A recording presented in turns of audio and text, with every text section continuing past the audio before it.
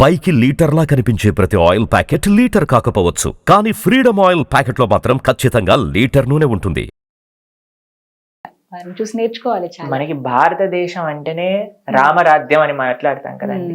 రాముడు అంటే ధర్మం గురించి ఎక్కడెక్కడ ప్రస్తావన వస్తుందో అక్కడ రాముడు ప్రస్తావన రావాల్సింది. ఉన్నట్టు రాముడు అని అంటే ధర్మం, ధర్మం అంటే రాముడు. వాళ్ళు ఆ రెండు సేమ్, ఇంకా వేరు వేరు కాదు. వేరు వేరు కాదు. అట్టి రామచంద్రమూర్తి యొక్క అద్భుతమైన ఆ చరిత్ర రామాయణం మనం చూస్తాం. రామాయణం ఎన్ని లక్షల కోట్ల సంవత్సరాల నుంచి మనకు వస్తూ ఉంది.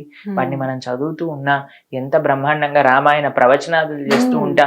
రామచంద్రమూర్తి యొక్క ఆలయాలు మనకి ఎక్కడ కనిపిస్తే అక్కడ రామాలయం లేని ఊరు ఉంటుందా అండి? ఖచ్చితంగా. మన తెలుగు వాళ్ళకి ఇంకొకమైన ఒక గొప్ప అదృష్టం ఏంటి అంటే రాముడు ఇక్కడ ఉన్నాడు. మన అరణ్యవాసం చేసినప్పుడు భద్రాచల క్షేత్రం, ఆ భద్రాచలం క్షేత్రంలో ఆ రాముడు ఉన్నంత సౌందర్యం ఇంకెక్కడ మనం చూడం.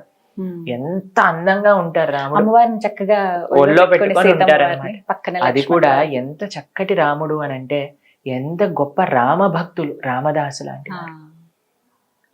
ఈ మన రాష్ట్రం మొత్తం కూడా రామ భక్తితో నిజంగా చెప్పాలంటే నిండిన రాష్ట్రం అన్నమాట. కాబట్టి హిందువు అనంటే, సనాతన సాంప్రదాయము అనంటే రామకృష్ణాదులు మనకి చాలా ముఖ్యం. కానీ దురదృష్టవశాత్తు మనకి అటు రాముడు జన్మభూమి లేదు, ఇటు కృష్ణ జన్మభూమి కూడా ఆలయం లేకుండా అయిపోయింది. రాముడి యొక్క అయోధ్య గురించి మాట్లాడితే 1528వ సంవత్సరం జూన్ 6వ తారీఖున బాబర్ అనే ఎవరైతే ఆ ఎంపరర్ ఉన్నారో వాళ్ళ యొక్క జనరల్ 1,75,000 మంది హిందువుల్ని సంహరించి అక్కడుండే రామ మందిరాన్ని కూల్చేశారనమాట. అప్పటి నుంచి రాముడికి ఉండడానికి ఒక స్థలం కూడా లేదు. 500 సంవత్సరాలు ఇప్పటికీ గడిచిపోయింది. అయినా సరే సనాతన ధర్మానికి చెందిన ఈ దేశంలో, సనాతన ధర్మం పుట్టిన దేశంలో, సనాతన ధర్మం ఈ ప్రపంచాన్ని మొత్తం కూడా సనాతన ధర్మం వైపు తిరిగి సనాతన ధర్మంలో ఉండే రాముడి గురించి తెలుసుకొని, రాముడు మాకు ఆదర్శం, రామ భక్తి మాకు కావాలి, రామనామం కావాలి అని భారతదేశానికి వస్తే, భారతదేశానికి వచ్చి ఆశ్చర్యపోయే విషయం ఏంటి అంటే రాముడికి అక్కడ ఆలయం లేదు, రాముడికి గుడి లేదు, కృష్ణుడికి గుడి లేదు. కాశీలో విశ్వనాథుడికి ఆయన ఒరిజినల్ ఆలయం లేదు. అది మన భారతదేశ స్థితి. కానీ ఒక గొప్ప అదృష్టం, ఇన్ని సంవత్సరాల తర్వాత కదా తిరిగి గొప్ప మహానుభావుల యొక్క సంకల్పంతో మంచి రాజకీయ నాయకులు, ఒక విధంగా చెప్పాలి అని అంటే వాళ్ళ యొక్క సంకల్పం, వాళ్ళ యొక్క శక్తి, ప్రధానమంత్రి గారు, మిగతా వాళ్ళందరూ వాళ్ళు కష్టపడి ఎన్ని వేల సంవత్సరాల నుంచి రామ ఆరాధన జరుగుతున్న ఈ దేశంలో కొన్ని వందల సంవత్సరాల నుంచి అక్కడ రామ భక్తులందరికీ కూడా ఒకటే ఒకటి, వాళ్ళ ప్రాణం అక్కడ రాముడు ఆలయంలోకి వెళ్ళాలి. ఇది రామ జన్మ యొక్క భూమి, ఆయన పుట్టిన ప్రదేశం ఇది, ఇక్కడ ఆయనకి ఆలయం ఉండింది, ఆయన ఆలయంలోకి ఆయనను పంపించండి. మా గురువు గారు 1971లో అయోధ్యకి వెళ్ళినప్పుడు అక్కడ ఆయన చెప్పారనమాట, మొత్తం మిలిటరీ వాళ్ళందరూ నించొని మొత్తం ఐరన్ ఫెన్సింగ్ ఉండేదన్నమాట, ఎవరు లోపల పోనిచ్చేవాళ్ళు కాదు. అక్కడ బయట కూర్చొని సాధువులందరూ అఖండ హరినామ సంకీర్తన చేస్తూ ఉండేవారు అనమాట, రామనామ సంకీర్తన. ఎందుకోసము అని అంటే మా గురువు గారు వెళ్ళినప్పుడు ఆయనకు పాంప్లెట్ ఇచ్చారు, ఇక్కడ రామ మందిరం కట్టాలి, ఇక్కడ రాముడు మళ్ళీ ఆయన యొక్క ఆలయంలోకి వెళ్ళాలి, దీనికోసం విరాళ స్వీకరణ కోసం మేమందరం ఇక్కడ కూర్చొని ఈ అఖండ హరినామ స్మరణ చేస్తున్నాం. మా జీవితంలో ఒకటే ఆశయం ఏంటి అని అంటే ఇక్కడ రాముడు మళ్ళీ ఆలయంలోకి వెళ్ళాలి. 1971లో ఇచ్చిన ఆ పాంప్లెట్ ని మా గురువు గారు భద్రంగా ఉంచుకున్నారనమాట. ఇప్పటికి మొన్నే తీసి చూపించారు. ఈ పాంప్లెట్ నేను అక్కడికి వెళ్ళినప్పుడు నాకు ఇచ్చారు, ఇప్పుడు ఆ కోరిక నెరవేరుతుంది. ఎంత మంది అండి జీవితాన్ని త్యాగం చేయడానికి సిద్ధమైపోయారు. మా రాముడు అక్కడ ఉంటే చాలు, మాకు ఇంకే ఏమొద్దు. అలాంటి శుభతరుణం మనము ఉన్న సమయంలో మనం చూడబోతున్నాము అని అంటే ఎంత అదృష్టము అనేది, అంత అదృష్టం. ఇప్పుడు ఈ జనరేషన్ వాళ్ళకి నిజంగానే ఇది గొప్ప అదృష్టం. అందుకే మేము ఈసారి న్యూ ఇయర్ చెప్పడంలో చాలా ఆనందపడుతూ ఉన్నాం. నిజంగా కొత్త సంవత్సరం ఎందుకు మంచి అంటే అది సంవత్సరం. మంచి సంవత్సరం. ఎందుకంటే మన రామచంద్రుడు తిరిగి అయోధ్య నగరంలో తను పుట్టిన ప్రదేశంలోకి వెళ్తున్నారు. చాలా మంది ఆర్గ్యూ చేశారండి, ఎలా ప్రూవ్ చేస్తారు రాముడు ఇక్కడ పుట్టాడు అనే విషయం గురించి ఎలా తెలుస్తుంది అని అంటే మనకి తెలుస్తుంది. రామభద్రాచార్యులు అని చాలా గొప్ప జగద్గురువులు అన్నమాట. ఉత్తర భారతదేశంలో చిత్రకూటంలో వాళ్ళ పీఠం ఉంటుంది, తులసి పీఠం అని. ఆయన చిన్నప్పటి నుంచి ఆయనకి నేత్రములు కనిపించవు, అయినా సరే సుమారుగా 4 లక్షల శ్లోకములు కంఠస్థం ఆయనకి. అమ్మో, అంతగా జ్ఞాపకం. పురాణాలు, వేదాలు, శాస్త్రాలన్నీ కూడా 4 లక్షల పైగా శ్లోకాలు ఆయనకు వచ్చు. 15 మనకు కష్టం. అయితే మొత్తం గీత, మొత్తం తులసీదాస్ యొక్క రామాయణం, మొత్తం భాగవతం అన్ని ఆయన చూడకుండా చెప్పేస్తారని. అటువంటి ఆయన శాస్త్రాలలో నుంచి ప్రూవ్ చేశారు ఏది కరెక్ట్, రాముడు పుట్టిన ప్రదేశం ఇదే అని ఆ జడ్జి దగ్గర ప్రూవ్ చేశారనమాట. ఎంత మంది అండి అసలు రామజన్మభూమి ఇది ధర్మం కోసం నించోవడం అంటే. కానీ ఈ మధ్యలో ఉండే జనాలండి ఏదో రియాలిటీ షోలో పార్టిసిపేట్ చేసిన వాళ్ళు వెనకాల పడి వెళ్ళిపోవటం, టీవీలలో సినిమాలలో చేసిన వాళ్ళ వెనకాల ఏం చేశారని, ఏం పిచ్చి పట్టిందని మనం వాళ్ళ వెనకాల తిరుగుతున్నాం అండి. అసలు వాళ్ళు సమాజానికి ఏదన్నా మంచి ఒక దారిని చూపించారా, 10 మందికి మంచి చేశారా? కానీ ఈ యువతరాన్ని చూస్తే మాకు అప్పుడప్పుడు బాధేస్తూ ఉంటుంది. అందరు అలా ఉన్నారని కాదండి, చాలా మంది దైవం గురించి ఆలోచిస్తున్న వాళ్ళు ఉన్నారు. ఈ రోజుల్లో మళ్ళీ ఆ అవేర్నెస్ కొంచెం పెరిగిందండి. తేవడానికే ప్రయత్నం అందరూ చెయ్యాలి. మనం ఈ కార్యక్రమాధ్యమంగా చేసేది కూడా అదే కదా. ఏదో ఒక విధంగా కొంతమందికైనా సరే. ఈ రోజు మమ్మల్ని ఒకళ్ళు అడిగారు, ప్రభుజీ కొన్ని చాలా లక్షల మంది చూడొచ్చు, కానీ కొన్ని ఏవి చూడకపోయినా సరే మీరు వెళ్తారా చెప్పడానికి అని అంటే నేను అన్నాను, ఒక్కళ్ళు మనస్ఫూర్తిగా నేను చెప్పే మాటలు విన్నా సరే మేము వెళ్తాం అక్కడికి. ఎంత ఉపయోగం అవి. ఒక్కళ్ళు మారినా చాలండి మాకు జీవితంలో. మా మొత్తం చేసే ప్రయత్నం ప్రొద్దు నుంచి రాత్రి దాకా మేము కష్టపడింది, ఒక్క వ్యక్తి అయినా సరే ఒక్కసారి అయినా సరే రాముడి గురించి, కృష్ణుడి గురించి ఆలోచించారా అంటే నా జీవితం తరించిన. మీకు అలాంటి అనుభవం ఏదైనా ఎదురైందండి? ఏ విషయంలో? ఒక వ్యక్తి నా వల్ల మారారు, ఎంతో మంది అని నాకు తెలుసు, కానీ మిమ్మల్ని బాగా కదిలింపజేసింది, మీరు చలించింది. మాకు ఒకసారి చెప్పారు, ప్రభుజీ మేము అంతగా అసలు భక్తి ఇలాంటివన్నీ మాకు ఉండేది కాదు, కానీ మా వైఫ్ కి మేము బర్త్డే గిఫ్ట్ ఇవ్వాలి అని అనుకున్నా.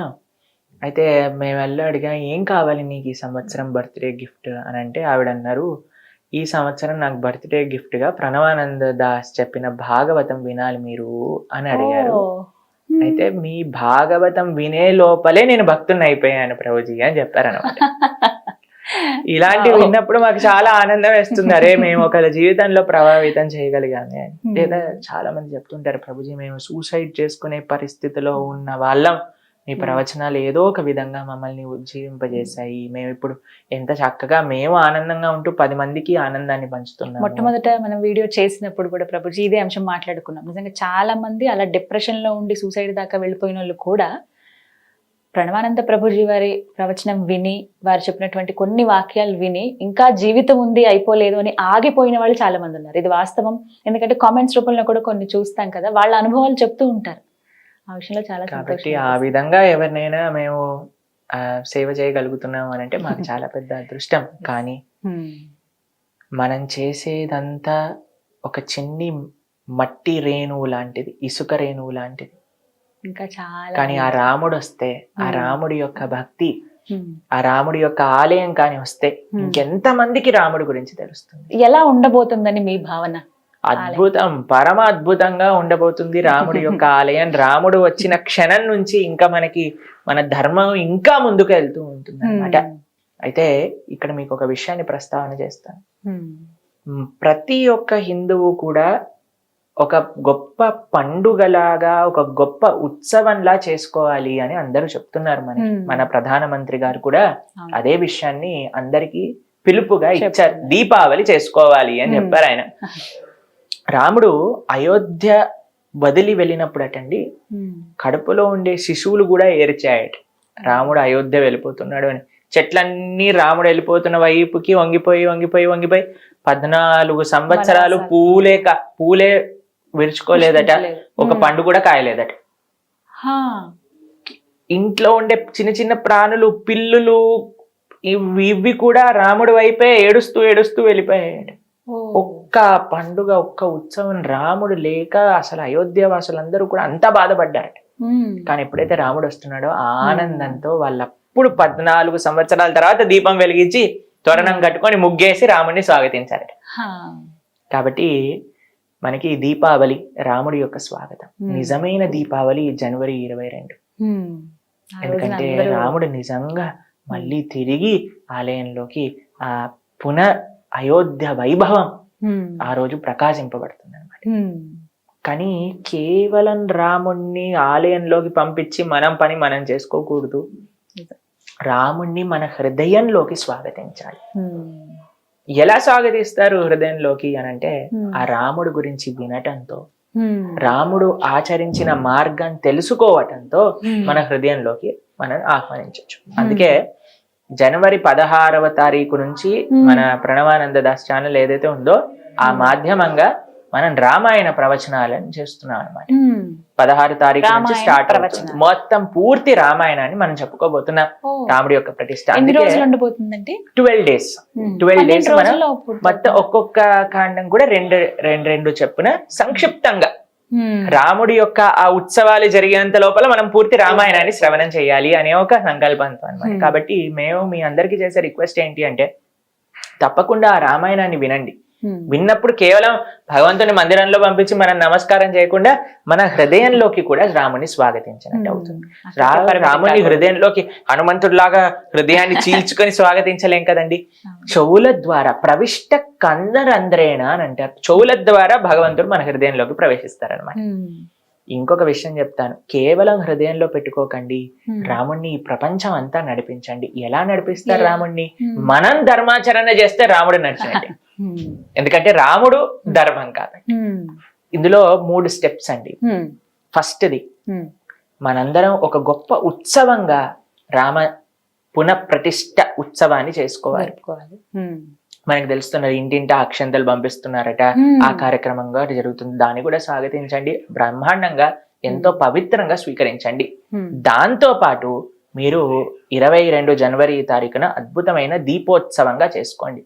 దానికంటే ముందు ప్రిపరేషన్ గా 16th నుంచే మీరు రామాయణం వినటం స్టార్ట్ చేయండి. అప్పుడు హృదయంలోకి వస్తుంది. రాముడు వచ్చేసాడు ఆలయంలోకి, రాముడు వచ్చేసాడు మన హృదయంలో. దాని తర్వాత ఒక చిన్న మార్పు మన జీవితంలో తెచ్చుకుందాం. రాముడు నడిచిన విధానాన్ని మన జీవితంలో తెలుసుకొని నేను ఎలా మారాలి. రాముడు అంటే ఎవరండి? తల్లిదండ్రుల యొక్క ఆజ్ఞ తూచా తప్పకుండా పాటించేవారు, భార్యకి ఎంతో రెస్పెక్ట్ ఇచ్చేవారు, ఏకపత్ని వ్రతుడు, అన్నా తమ్ముళ్ళ మధ్యలో అన్యోన్యమైన ప్రేమ. అన్నా తమ్ముళ్ళు ఎలా ఉండాలి, భార్యాభర్తలు ఎలా ఉండాలి, ఒక పిల్లలు ఎలా ఉండాలి తల్లిదండ్రుల పట్ల, ఒక రాజు ఎలా ఉండాలి ప్రజల పట్ల, ఒక స్నేహితుడు ఎలా ఉండాలి స్నేహితుడి పట్ల.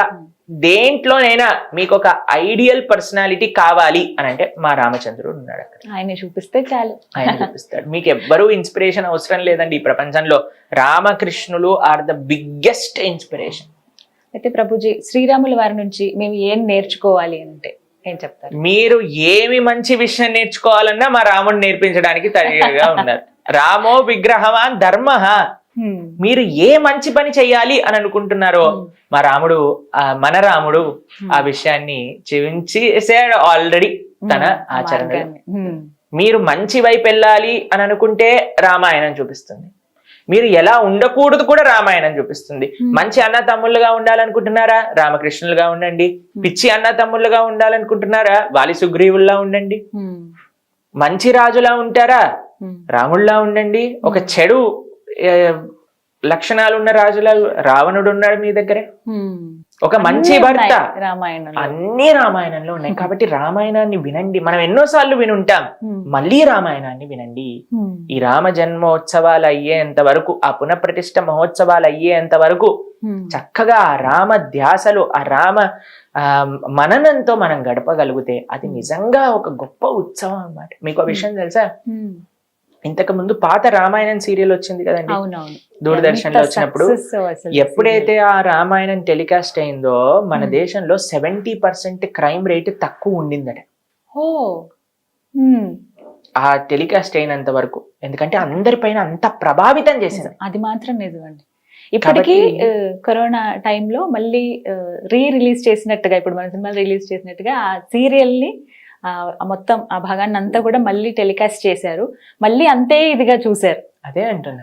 కాబట్టి ఒకటి ఏదైనా చూసాము అంటే మన జీవితంలో ఏదో ఒకటి నేర్చుకోవాలి, మంచి విషయం నేర్చుకోవాలి, పిచ్చి విషయం కాదు. ఏదో ఒకటి విన్నాము అని అంటే మంచి విషయం నేర్చుకోవాలి, పిచ్చి విషయాలు కాదు.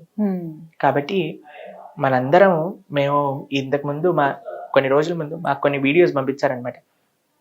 ఒక రియాలిటీ షో,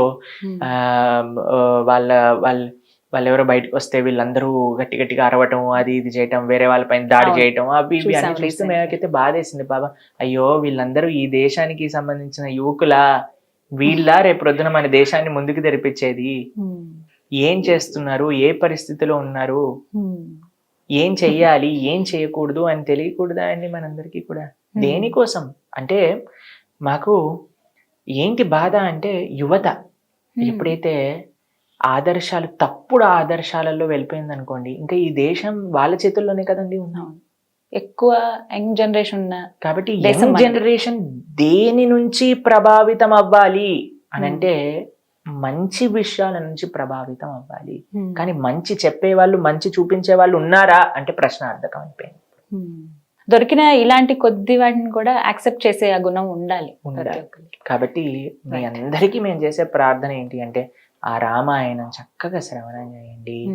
మీరు వినటం కాకుండా మీ పిల్లల్ని ప్రోత్సహించండి. అందరూ కూడా ఎప్పుడైతే ఆ రామభక్తి, ఆ రామనామం, ఆ రామచింతన, రామ కథ ఎప్పుడైతే వస్తుందో, ఆ రామ భక్త శిరోమణి హనుమాన్, అటువంటి హనుమ అటలో మనం నడవాలి. ఆయన శక్తి, ఆయన యొక్క భక్తి, ఆయన యొక్క సేవ. హనుమంతుడు చూసారా అండి మీరు? ఒక స్వరూపంలో మీరు చూసారనుకోండి, హనుమ ఒక దగ్గర గద పట్టుకొని, ఇంకో చేత్తో ఇలా పర్వతాన్ని పట్టుకొని, హృదయంలో సీతారాములు. మనకి అలా ఒక అద్భుతమైన, మా ఆశ్రమంలో ఉండే హనుమ కూడా ఇలానే ఉంటాడు. అయితే హనుమ ఈ స్వరూపంతో ఏం సూచిస్తున్నారు అంటే శక్తి. మన జీవితంలో ధర్మం ఆచరించాలి అంటే శక్తి కావాలని, ఆ శక్తి మన దగ్గర ఉండాలి. ఏం జీవితంలో సాధించాల్సిన సరే మనం సాధించగలిగిన శక్తి మన దగ్గర ఉండాలి. ఈ శక్తితో పాటు కావాల్సింది భక్తి, హృదయంలో భక్తి. హృదయంలో భక్తి, మన జీవితంలో సాధించడానికి శక్తి, రామసేవ.